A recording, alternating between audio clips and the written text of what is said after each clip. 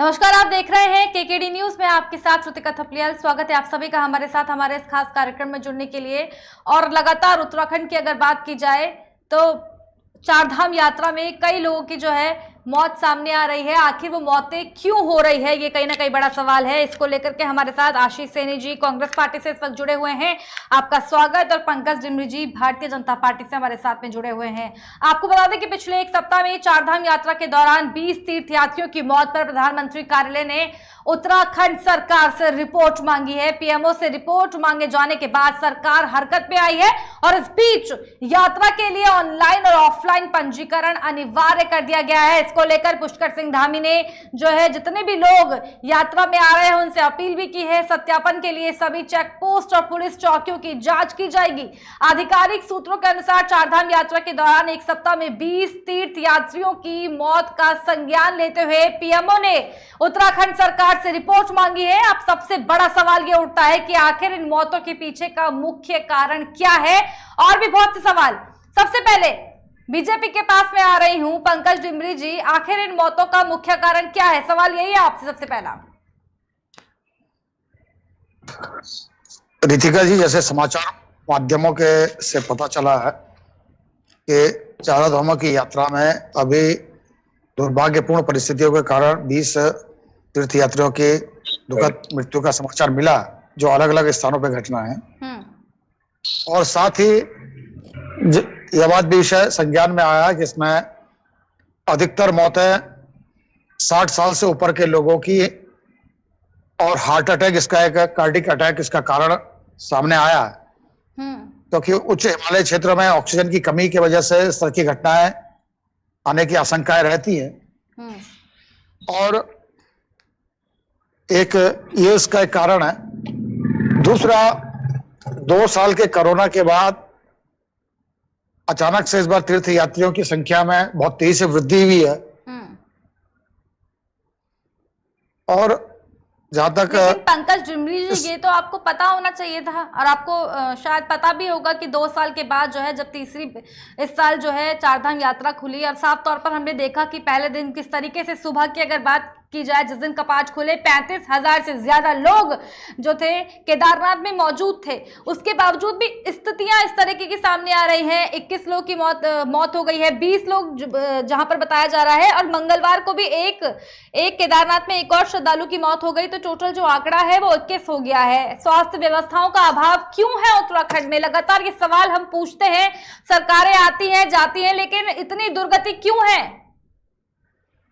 रितिका जी, जहां तक हृदयाघात या कार्डिक अटैक वाली परिस्थितियां आती है तो इसमें बहुत ज्यादा राहत और मेडिकल फैसिलिटीज का अवसर नहीं मिलता।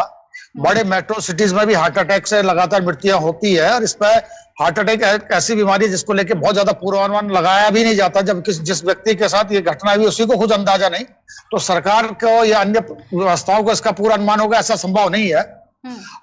तो थोड़ा सा सरकार ने लगातार तीर्थयात्रियों के लिए एडवाइजरी जारी करी है कि उच्च हिमालय क्षेत्र में जब यात्रा के लिए आ रहे हैं और आपको कोई चिकित्सीय समस्या तो अपने डॉक्टरों से परामर्श लेके भी आना चाहिए। तो मुझे लगता है थोड़ा सा जन जागरूकता का भी इसमें आवश्यकता है, क्योंकि अधिकांश मौतें हार्ट अटैक की है। इसमें तुरंत मेडिकल फैसिलिटीज इन उच्च हिमालय क्षेत्रों में दे पा रहे, रास्ते में कई मार्ग है, श्रद्धालु जो है जहां से आ रहे हैं, सेकंडों का हार्ट अटैक के मामले में तो सेकंडों का समय होता। अब बड़े मेट्रोज में भी लोगों की हार्ट अटैक से मृत्यु होती है, जहां पे बहुत अच्छी मेडिकल फैसिलिटीज है। ठीक है, आशीष सैनी जी, इस पर आपकी प्रतिक्रिया। देखिए, मेरा यही कहना है कि देखो, मैं अगर सरकार की आलोचना करूंगा तो हमारे मित्र जो है वो इस चीज को दूसरे संदर्भ में लेंगे। लेकिन मेरा एक सीधा सीधा संदर्भ ये है कि तीर्थ यात्री जो आ रहे हैं इनका रजिस्ट्रेशन अनिवार्य रूप से किया जा रहा है, और उस रजिस्ट्रेशन में ये सारे सवाल पूछे जा रहे हैं जो उनकी मेडिकल हिस्ट्री से जुड़े हुए हैं। सवाल ये है कि जब इतने सारे तीर्थयात्री हमारे यहाँ मौजूद है तो तात्कालिक स्तर पर जो व्यवस्थाएं हम इम्प्रूव कर सकते हैं। देखिए, मैं सरकार की आलोचना के बजाय इसमें कहूंगा कि जो हमारे प्रशासनिक सिस्टम के लोग हैं वो उन व्यवस्थाओं को और अधिक मजबूत करने का काम करें, ताकि इस तरह की कोई दुर्घटना हो तो उसमें कहीं पर भी ये बात ना आए कि स्वास्थ्य सुविधाएं उपलब्ध न होने के कारण किसी व्यक्ति को कोई कष्ट झेलना पड़ा है। दूसरा विषय यह है कि यदि हम बात करते हैं वर्तमान सरकार के संवेदना की, तो अभी डिमरी जी ने जैसे ही अपने वक्तव्य स्टार्ट किया तो उन्होंने कहा कि हमें न्यूज चैनलों से सूचना मिली है, और सबसे अधिक शर्म की बात है कि देश के प्रधानमंत्री के कार्यालय से जब तक रिपोर्ट नहीं मांगी गई, राज्य की सरकार को मालूम भी नहीं था। ये चंपावत चुनाव में स्टार प्रचारकों की सूची जारी करने में लगे हुए थे। ये आज भी जब दोबारा भी सरकार इनको मिल चुकी है, केंद्र में मिली है, राज्य में मिली है, अब भी ये कांग्रेस को कोसने में इतना व्यस्त है कि इन्हें स्वास्थ्य सुविधाओं के प्रति तो आप भी तो मौका ही ढूंढ रहे हैं। मैंने कहा कि संवेदनशीलता, यानी राज्य के मुख्यमंत्री को इस पर रिएक्ट करके कुछ भी एक्टिविटी दिखानी चाहिए थी, बजाय इसके कि प्रधानमंत्री कार्यालय से चिट्ठी का इंतजार करने की। तो ये संवेदनशीलता होती है। अब यदि किसी की मृत्यु किसी बीमारी के कारण भी हो रही है तो भी हमारी संवेदनशीलता ऐसी होनी चाहिए कि हमें लगे कि हमें उनकी चिंता है। बीजेपी से पंकज डिमरी जी, संवेदनशीलता जो है राज्य की सरकार को दिखानी चाहिए, लेकिन जब केंद्र से इसका जवाब मांगा गया तब जो है कहीं ना कहीं होश आई है राज्य की सरकार को। देखिए, ऐसा कहना अनुचित है। राज्य सरकार चारधाम यात्रा को लेकर काफी गंभीर और संवेदनशील है। काफी व्यापक स्तर पर तैयारियां की गई हैं। अचानक से संख्या बढ़ने से हो सकता है कुछ व्यवस्थाओं में संतुलन न सध पा रहा हो, इसलिए आज एक बार फिर सरकार ने इस पर काफी गंभीरता से तेजी से प्रयास करा है और राज्य सरकार ने निर्णय लिया कि चारों धामों में यात्रा शुरू होने से पहले लगातार अंदेशा जताया जा रहा था कि कई हजार लोग वहां पर पहुंच सकते हैं, उसके बावजूद भी इस तरह की अव्यवस्था वहां पर क्यों है? तो साफ तौर पर सवाल आपसे ही पूछा जाएगा, विपक्ष भी आप पर ही सवाल उठाएगा। पंकज डिमरी जी। रितिका जी, मैं आपको जो बात कहना चाह रहा हूँ, सरकार इस मामले को लेकर गंभीर है। चारों धामों को लेकर यात्रा व्यवस्थाओं की निगरानी करने के लिए आज ही राज्य सरकार ने अलग अलग मंत्रियों के नामों का कैबिनेट मंत्रियों को जिम्मेदारी देने का विचार किया है, जिसमें आज पहले चरण में केदारनाथ की धाम की व्यवस्थाओं के लिए डॉक्टर धन सिंह रावत को प्रभारी मंत्री के रूप में जिम्मेदारी दी है। आज ही स्वास्थ्य निदेशालय में और तमाम उच्च अधिकारियों की स्वास्थ्य सेवाओं को लेकर के उच्च स्तरीय बैठकें हुई हैं। कल ही गढ़वाल कमिश्नर ने बद्रीनाथ का दौरा किया है। इससे पहले लगातार सरकार के प्रमुख अधिकारी इन क्षेत्रों का दौरा कर रहे हैं। हेली एम्बुलेंस की व्यवस्था पर सरकार ने व्यवस्था आज तय कर दी है और लगातार जो यात्रा पड़ाव के प्रमुख केंद्र हैं उस पर यह व्यवस्था है कि मेडिकल सुविधाओं को बढ़ाने की तैयारी के निर्देश भी आज सरकार ने दिए हैं, जो पहले से थी उन क्षमताओं में वृद्धि की है यात्रा की संख्याओं को देखते हुए।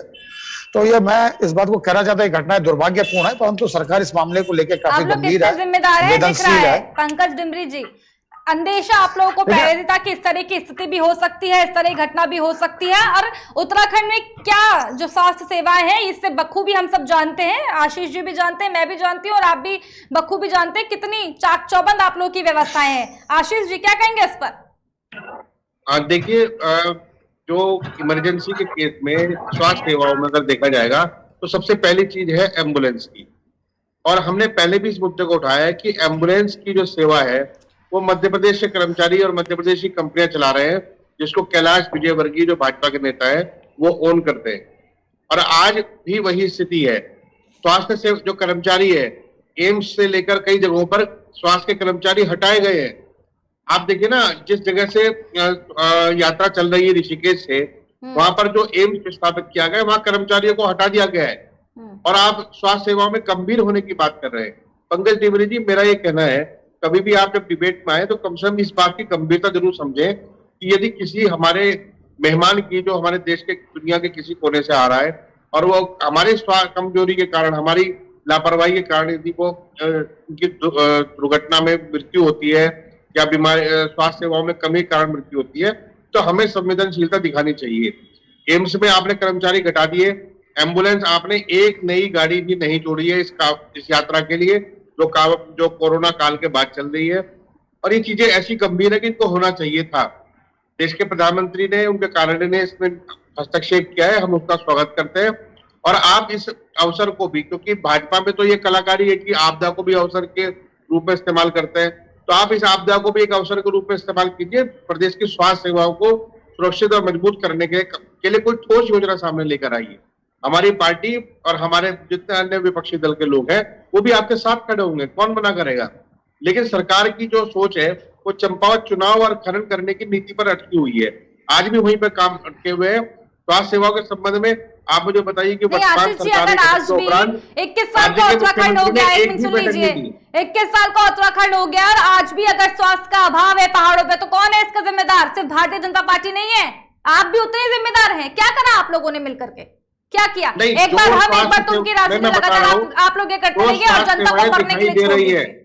जो स्वास्थ्य सेवा दिखाई दे रही है, अस्पताल दिखाई दे रहे हैं, डिस्पेंसरी दिखाई दे रही है, एम्बुलेंस दिखाई दे रही है, हाँ, वो सब कांग्रेस की है, सब कांग्रेस की है। और जैसे ही भाजपा की सरकार आई, जैसे ही भाजपा की सरकार आई, पता नहीं कहाँ वो एम्बुलेंस चली गई, कहाँ वो अस्पताल चले गए, कहाँ वो मशीनें चली गई, कहाँ वो डॉक्टर्स चले गए। आप बताइए ना, वेंटिलेटर नहीं, रितिका जी समझने की कोशिश कीजिए कि वेंटिलेटर मौजूद है, उनको चलाने वाले ऑपरेटर मौजूद नहीं है। आप कितनी गंभीर स्थिति पर चर्चा कर रहे हैं। जैसे ही कांग्रेस की सरकार थी, ठीक है, जैसे कांग्रेस की सरकार थी वैसे वेंटिलेटर भी पहाड़ों में थे, अल्ट्रासाउंड की मशीनें भी पहाड़ों में थी, सब चीजें थी, चलाने वाले भी थे। लेकिन जैसे भारतीय जनता पार्टी की सरकार आई, वेंटिलेटर पता नहीं कहाँ चले गए, चलाने वालों को पता नहीं क्या हो गया। वही है, यही इन्होंने उनको चलाने वाले ऑपरेटर को, वहां पर काम करने वाली नर्सों को, बीजेपी आई तो ऑपरेटर को भगा दिया है, बीजेपी आई हटा ऑपरेटर को भगा दिया। तमाम प्रमाण मौजूद है, तमाम प्रमाण मौजूद है, कैसे हटाए गए हैं लोग, कैसे देहरादून की सड़कों पर, कैसे सड़कों पर धक्के खाए उन्होंने अपनी नौकरियों के लिए, और किस प्रकार से स्वास्थ्य कर्मियों का मजाक बना के रखा। तमाम चीजें मौजूद है, एक एक उदाहरण मौजूद है, कैसे हम मान लें? पंकज जी, जवाब इसी पर। देखिए, पूरे उत्तराखंड ने नहीं, पूरे देश ने 2013 की केदारनाथ आपदा की त्रासदी को देखा है। कांग्रेस की सरकार के समय यात्राओं को लेकर के और स्वास्थ्य सुविधाओं को लेकर क्या स्थितियां रही है, इसका पूरा देश गवाह है। मैं बहुत लंबे बहस, आरोप प्रत्यारोप में नहीं पढ़ना चाहता। लगातार ये बात सही है, उत्तराखंड राज्य के सामने बहुत सारी चुनौतियां हैं, जिसमें स्वास्थ्य सेवा भी एक चुनौती है, क्योंकि और उसका मुख्य कारण यहाँ की जटिल भौगोलिक परिस्थितियां हैं। यहाँ का पर्वतीय परिवेश है, जहाँ बहुत सारे डॉक्टर आना नहीं चाहते। बहुत सारी जगह सरकार नियुक्ति, ऐसी घटनाएं लगातार सामने आती है, सरकार ने नियुक्ति दी, डॉक्टर ने ज्वाइन करा, उसका कई महीने तो उसने दोबारा फिर वहां वापस नहीं आया। इसके लिए ये यहाँ की भौगोलिक परिस्थितियां और अन्य कुछ कारण हैं। पर जहां तक इस यात्रा का विषय है, सरकार ने काफी गंभीरता से प्रयास करा है, अलग अलग यात्रा पड़ावों पर डॉक्टरों की नियुक्ति करी गई है। और जहां तक मृत्यु का सवाल है, इसको बहुत बड़ा चढ़ा के पेश करे जाने की आवश्यकता नहीं। 20 मृत्यु हो गई, किसी व्यक्ति को चलते चलते रास्ते में कार्डियक अटैक पड़ जाता तो वो क्या करिएगा आप? क्या मेट्रोज में अटैक नहीं पड़ते? मैं तो ऐसे और डॉक्टर्स को भी जाना जो दूसरे डॉक्टर जो पेशेंट का इलाज कर रहे थे, खुद ही उनको अटैक पड़ गया अपने हॉस्पिटल में, सारी सुख सुविधा होने के बाद भी उनको नहीं बचाया जा सकता। तो कार्डियक अटैक एक दूसरी परिस्थिति है, उसमें बहुत सेकंडों का मामला होता। अब पैदल यात्रा मार्ग पर और उच्च हिमालय क्षेत्रों में हर कदम पर स्वास्थ्य सुविधा उपलब्ध होगी, ऐसा होना संभव नहीं है। थोड़ा इसमें यात्री को, जनता को जागरूक होने की आवश्यकता है कि आप जब उच्च हिमालय क्षेत्र में जा रहे थे, आप अपना मेडिकल चेकअप करके चले। कुछ यात्रा पूर्व तैयारियां या कुछ यात्रा पूर्व दवाइयां आपको लेकर चलनी चाहिए, ऐसे लगातार सरकार एडवाइजरी जारी करती। हाँ, जिन जिन पड़ावों पर, चाहे गौरी कुंड है, चाहे सोनप्रयाग है, चाहे वो रामबाड़ा है, चाहे केदारनाथ है, चाहे बद्रीनाथ है, चाहे पीपल कोटी है, कड़पैग है, इन सभी जगहों पर डॉक्टर्स की नियुक्ति की गई। किन स्थानों पर अगर डॉक्टर कम थे तो यात्रा पड़ावों पर अन्य स्थानों से भी डॉक्टरों को आजकल भेजा गया, वहां पे वो है। पर तो चलते चलते अगर किसी को हार्ट अटैक आ जाए तो सरकार क्या कर रही है साहब? ये हर चीज को लेकर के सरकार के खिलाफ असंतोष का वातावरण बनाना, सरकार पे सवाल उठा, सरकार कुछ नहीं। कुछ चीजें सामान्य घटनाक्रम भी होते हैं। हृदयाघात अगर किसी 65 साल के व्यक्ति को अगर उस पे हो जाता चलती सड़ाई में, आप क्या करिएगा? ये कहना कि स्वास्थ्य सुविधाएं हैं। जवाब आशीष जी सुन लेते हैं। देखिए, अभी जो वक्तव्य है पंकज टिमरी जी का, रितिका जी, मैं आपसे निवेदन करूंगा कि इस क्लिपिंग को बाकायदा रिकॉर्ड में रखा जाए और चलाया जाए। इनका कहना है कि अचानक से कोई बीमारी हो जाए सरकार क्या कर सकती है। यदि आपको ये मालूम है कि सरकार कुछ नहीं कर सकती है, अच्छा, तो राज्य के अचानक से मैं समर्थन कर रहा हूँ सर, मैं आपकी बात का समर्थन कर रहा हूँ, मैं एंकरिंग नहीं कर रहा हूँ। यदि आपका ये कहना है कि अचानक से कोई चीजें उपलब्ध नहीं कराई जा सकती तो सरकार क्या कर सकती है, तो आप अपने माननीय मुख्यमंत्री जी से निवेदन कीजिए कि जो मीटिंग करने की, बैठक करने की और विचार करने की जो नौटंकी कर रहे हैं, इसे बंद कर दीजिए। अगर आपने कह दिया कि राज्य में आने वाले लोग और तीर्थ यात्रा पे जाने वाले लोग अपना मेडिकल चेकअप कराएं और अपने भरोसे ही आए, तो मैं मान लूंगा कि हाँ ठीक है, अब मैं आपकी बात का समर्थन करता हूँ। लेकिन आप राज्य के मुख्यमंत्री और सभी अधिकारियों से कहिए कि नौटंकी ना करें, बेकार इन ठीक है, बैठकों में भी पंकज जी सरकार का देखिए, एक पैसा मिनट खर्च पे होगा। आपकी प्रतिक्रिया भी मैं चाहूंगी। पंकज जी कुछ कह रहे हैं, उनकी बात भी सुन लेते हैं। मैं सैनी जी के उत्पन्नाक से बात का जवाब नहीं देना चाहता हूं, पर एक बात सीधी सीधी है, कहीं भी अगर आप किसी उच्च हिमालय क्षेत्र में ट्रैकिंग के क्षेत्र में निकलते हैं तो आपकी व्यक्ति को, हर व्यक्ति की स्वाभाविक से जिम्मेदारी होती है कि अपने स्वास्थ्य का परीक्षण करे कि मेरी स्वास्थ्य स्थिति, मेरा शरीर मेरा अनुकूल साथ देने की स्थिति में है या नहीं है। इसमें सरकार एडवाइजरी देती है, हर आदमी को सतर्क होना चाहिए। सरकार ने एडवाइजरी करी कि पोस्ट कोरोना वाले जो इफेक्टेड लोग होना है, 60 साल से अधिक से उम्र वाले लोग अपना चेकअप करा के आए, अपनी दवाइयां लेके, थोड़ी केवल सरकार दोषी है, हमारी कोई उत्तरदायित्व नहीं, हमारा नहीं है। अरे आम जनता को भी कुछ जिम्मेदारी लेनी पड़ेगी। मैं वही तो आपकी बात का ही समर्थन कर रहा हूँ। मैं कह रहा हूँ कि यदि आपको ये लगता है कि उनको अपनी दवाइयां और अपना इंतजाम खुद करके आना चाहिए था, तो जब रजिस्ट्रेशन का फॉर्म भरता है तो वहां पर मेंशन कर दीजिए, और आप एक लाइन लिख दीजिए, सरकार आपकी जिम्मेदार नहीं है। हार्ट अटैक ऐसी भी लाखों रुपए का बजट जो स्वास्थ्य सेवाओं में खर्च कर रहे हो, इसे बचा लो, ये चुनाव में काम आएगा। अरे सैनी साहब, लगातार सरकार, क्या किसी भी व्यक्ति को अपना मेडिकल परीक्षण कराने में कोई आपत्ति है सैनी साहब आपको? नहीं, किसी जब मेडिकल परीक्षण मुझे अपना मेडिकल परीक्षण मुझे खुद करना है, अपने स्वास्थ्य की मुझे खुद करनी है, यात्रा मार्ग पे मुझे अपने भरोसे जाना है, तो मैं ये कह रहा हूँ कि जो राज्य सरकार के अधिकारी और माननीय मुख्यमंत्री और मंत्रीगण जो भागदौड़ कर रहे हैं, ये भी तो सवाल है ना, सब चीजें तो सरकार के ऊपर नहीं छोड़ सकते, सब चीजें तो सरकार के ऊपर नहीं छोड़ सकते। मैं तो एग्रीड हूँ, मैं सहमत हूँ इस बात से। अगर आपकी हम सरकार के ऊपर कुछ नहीं छोड़ सकते, मैं एग्रीड हूँ इस बात से, मैं तो सहमत हूँ कि जब सरकार के ऊपर नहीं छोड़ सकते हैं तो सरकार लाखों रुपए खर्चा करके जो बैठकों की नौटंकी कर रही है, ये किस लिए कर रहे हैं ये लोग? ठीक है, तो आपसे परमिशन लेंगे, आपसे परमिशन लेंगे तब करेंगे बेटा। ठीक है, समय कम है हमारे पास। बहुत धन्यवाद आप दोनों का, पंकज जी बहुत धन्यवाद आपका, आशीष जी बहुत धन्यवाद आपका हमारे साथ खबर में जुड़ने के लिए। आपको बता दें कि पिछले एक सप्ताह में चारधाम यात्रा के दौरान 20 तीर्थ यात्रियों की मौत पर प्रधानमंत्री कार्यालय ने उत्तराखंड सरकार से रिपोर्ट मांगी। पीएमओ से रिपोर्ट मांगे जाने के बाद सरकार हरकत में आई। रुक करेंगे हमारी अगली खबर की तरफ, एक लेंगे छोटा सा ब्रेक, जल्द हाजिर होंगे।